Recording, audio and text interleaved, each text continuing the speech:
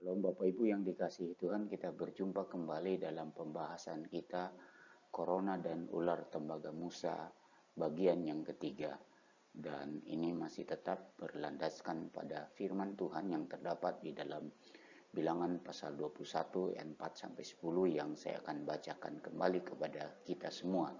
Setelah mereka berangkat dari Gunung Hor berjalan ke arah Laut Tiberias untuk mengelilingi tanah Edom, maka bangsa itu tidak dapat lagi menahan hati di tengah jalan. Lalu mereka berkata-kata melawan Allah dan Musa, "Mengapa kamu memimpin kami keluar dari Mesir, supaya kami mati di padang gurun ini? Sebab di sini tidak ada roti dan tidak ada air, dan akan makan hambar ini kami telah muak." Lalu Tuhan menyuruh ular-ular tedung ke antara bangsa itu yang memagut mereka sehingga banyak dari orang Israel yang mati. Kemudian datanglah bangsa itu mendapatkan Musa dan berkata, "Kami telah berdosa sebab kami berkata-kata melawan Tuhan dan engkau. Berdoalah kepada Tuhan supaya dijauhkannya ular-ular ini daripada kami." Lalu Musa berdoa untuk bangsa itu, maka berfirmanlah Tuhan kepada Musa, "Buatlah ular tedung dan taruhlah itu pada sebuah tiang. Maka setiap orang yang terpagut jika ia melihatnya akan tetap hidup." Lalu Musa membuat ular tembaga dan menaruhnya pada sebuah tiang. Maka jika seseorang dipagut ular dan ia memandang kepada ular tembaga itu, tetaplah ia hidup. Kemudian berangkatlah orang Israel lalu berkemah di Obot. Dari pembacaan firman Tuhan tersebut, dalam perjumpaan kita yang lalu, kita sudah membahas yang pertama sebab dan alasan pandemi, sebab dan alasan persoalan atau pencobaan yang diizinkan Tuhan kita hadapi atau umatnya mengalaminya, dan juga jalan keluar yang Tuhan siapkan, Tuhan sediakan. Dan yang ketiga, di bawah kendalinya. Artinya, apa yang sedang terjadi termasuk pandemi itu semua ada di bawah kendali Tuhan. Tuhan masih berkuasa dan mengendalikan itu semua. Tidak ada sesuatu yang terjadi tanpa sepengetahuan, bahkan tidak lepas dari kendali atau penanganan Tuhan. Karena itu bagi kita penting kita harus pahami bersama bahwa apa yang sedang terjadi termasuk pandemi corona ini ada batasnya. Semua persoalan yang Tuhan izinkan ada batasnya. Bahkan semua hal di luar surga, di luar kekekalan, waktu, dan apapun yang ada di dalam dunia ini, itu semua ada batasannya, ada waktunya. Khususnya persoalan masalah, ada waktunya, ada batasnya. Tidak selama-lamanya akan berlangsung. Pandemi ini tidak akan selama-lamanya berlangsung. Dia akan segera berakhir atau selesai. Karena itu kita melihat dalam pembacaan firman Tuhan tersebut, bangsa Israel tidak tinggal di wilayah tersebut di waktu di mana ular tedung yang membunuh mereka. Mereka akhirnya melanjutkan perjalanan, mereka terus maju. Waktu terus berjalan dan berbagai pandemi akan berakhir atau selesai juga. Karena itu kita harus sadar betul bahwa apa yang sedang terjadi, hal-hal itu bukan hal kekal. Hal-hal yang sedang terjadi, khususnya persoalan pandemi, adalah hal yang temporer, hal yang dibatasi, ada waktunya berlakunya.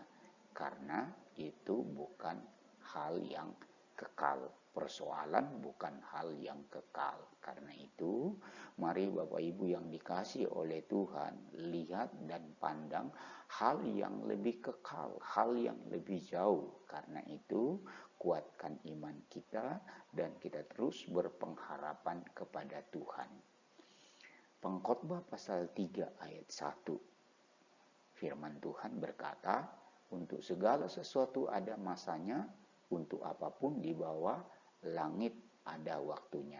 Jadi sekali lagi, pandemi termasuk bagian itu, yaitu ada waktunya. Dan yang kedua, terkait dengan di bawah kendali Tuhan. Maka kita melihat ada tujuan yang mulia di bawah kendali atau kelangsungan sesuatu yang diizinkan oleh Tuhan, termasuk hal yang buruk, itu punya tujuan yang mulia.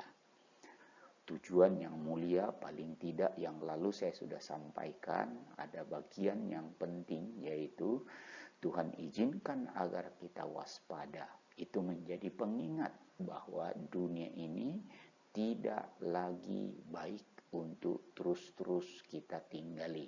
Sudah rusak dan berbagai pandemi silih berganti datang.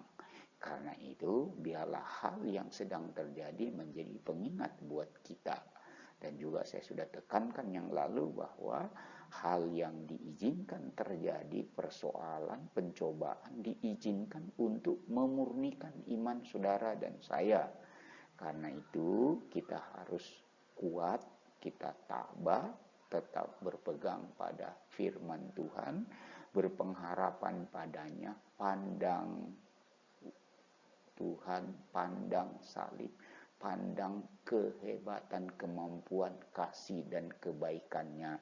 Dia izinkan kita mengalami hal-hal yang buruk, kadangkala diizinkan terjadi, karena kita tidak akan dihukum bersama dengan dunia. Sehingga setiap kesalahan, apa yang kita tabur, kita akan tuai. Karena itu, di dunia ini kita mengalami penyucian. Di dunia ini kita dicemeti. Karena nantinya dalam kekekalan, nantinya dalam sorga, kita tidak akan dihukum lagi. Kita bebas mutlak. Karena itu Tuhan izinkan untuk kita dicobai, disucikan, dan dibersihkan dari hal-hal yang menjadi kesalahan kita. Ada tujuan yang mulia dari diizinkannya masalah, termasuk pandemi kita alami. Sekali lagi, ada tujuan yang mulia. Di balik persoalan tersebut, di balik masalah tersebut, di balik pencobaan yang kita alami, ada tujuan yang mulia.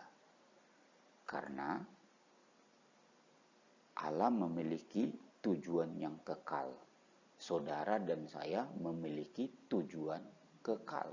Karena itu, demi tujuan kekekalan kita, maka kita diizinkan mengalami pencobaan. Kita disucikan, iman kita dimurnikan. Kita dicemeti oleh Tuhan ketika kita salah, karena kita tidak akan dihukum bersama dengan dunia. Dan tujuan yang mulia termasuk diantaranya adalah untuk pembuktian iman yang murni. Jadi, ketika persoalan mendera saudara dan saya, jika memang kita memiliki iman yang murni, maka kita tidak akan mundur, kita tidak akan murtad, kita tidak akan tinggalkan Tuhan. Justru ketika pencobaan itu datang, masalah itu datang, maka kita dapat mengambil hikmahnya. Dan tetap penilaian buat kita adalah iman kita jauh lebih mulia daripada persoalan, daripada kerugian, daripada hal yang menyakitkan daging kita. Karena itu sekali lagi, tujuan kekekalan dalam hal ini adalah untuk iman kita dimurnikan.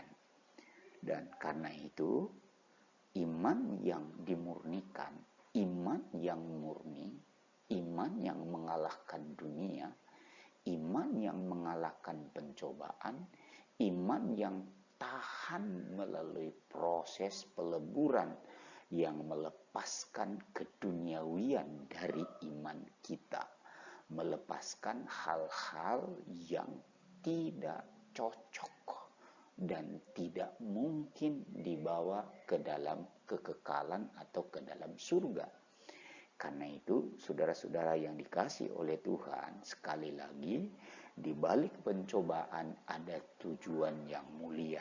Tujuan yang mulia tersebut untuk memurnikan iman kita, atau agar iman kita nampak sebagaimana mestinya atau seharusnya.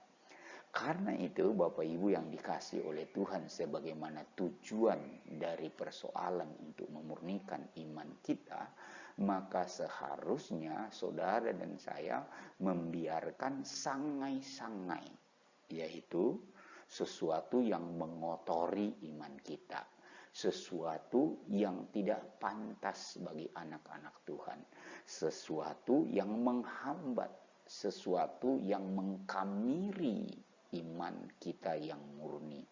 Karena itu biarkan hal-hal tersebut, sangai-sangai tersebut luntur atau terpisah dari iman saudara dan saya. Biarkan keduniawian itu terlepas dari kekristenan, dari keimanan kita. Jangan biarkan harta dan apapun mengikat saudara dan saya. Dan jika ada sesuatu, termasuk jika ada harta yang berkurang atau tidak kita dapatkan sebagaimana waktu sebelumnya, atau tidak sebanyak dari apa yang biasa kita dapatkan, biarlah hal itu terjadi. Jangan sampai karena berkurangnya harta, sedikitnya harta, maka iman kita juga ikut jadi melorot, atau kita jadi kecewa, atau kita jadi tinggalkan Tuhan. Jangan, karena iman yang murni tidak bergantung pada materi. Iman yang murni tidak mengandalkan uang, tidak mengandalkan materi. Karena itu Tuhan izinkan pencobaan untuk memurnikan saudara dan saya. Karena itu biarlah hal-hal yang menjadi ikatan, biarlah itu sirna dari iman kita. Jangan jadi kita stres, jangan jadi kita sakit, jangan jadi kita merasa hidup ini selesai atau berakhir. Bahkan sekalipun harta habis, misalnya diizinkan seperti itu, sebagaimana yang dialami oleh Ayub, maka iman Ayub tidak luntur. Sebagaimana iman saudara dan saya seharusnya juga tidak hilang atau tidak pudar hanya karena persoalan, hanya karena masalah, hanya karena pandemi. Karena itu tetap kuat di dalam Tuhan, buktikan bahwa iman saudara dan saya adalah iman yang murni, iman yang mengalahkan dunia, iman yang bisa melewati pencobaan atau permurnian sekalipun. Tuhan menyertai kita, Roh Kudus menguatkan saudara dan saya, Tuhan beri jalan keluar dan akan membuat iman kita semakin bertumbuh, dan Tuhan akan memberikan sesuatu yang layak bagi saudara dan saya. Ingat, upah dan kekekalan sudah menunggu kita semua. Sekali lagi saya mau tegaskan kepada kita semua bahwa persoalan yang kita hadapi, termasuk pandemi yang sedang kita hadapi, itu semua ada di bawah kendali Tuhan. Dan karena itu di bawah kendali Tuhan, maka itu semua ada batas atau ada waktunya. Persoalan kita sementara, kita punya kekekalan, kita punya sesuatu yang lebih mulia. Saudara dan saya di dalam Kristus, di dalam Tuhan, pemilik hidup kekal, kita punya kekekalan. Persoalan kita terbatas, ada dalam kurun waktu yang ditetapkan oleh Tuhan. Artinya sekali lagi persoalan akan selesai termasuk pandemi.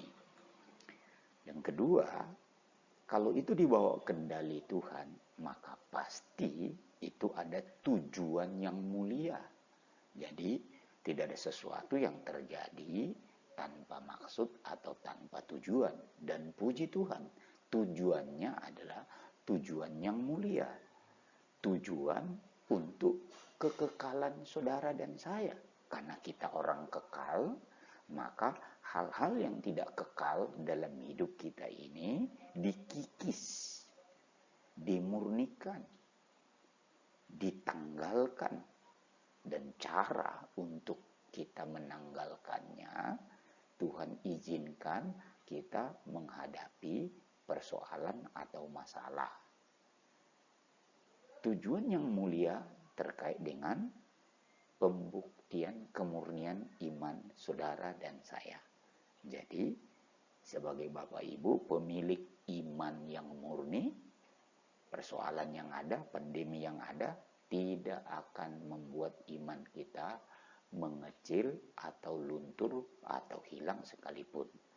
Iman kita justru akan bangkit, iman kita akan semakin kuat, iman kita semakin kokoh. Dan Tuhan berjanji akan menyertai kita selama-lamanya. Rohnya menguatkan saudara dan saya, memimpin saudara untuk melanjutkan perjalanan hidup ini.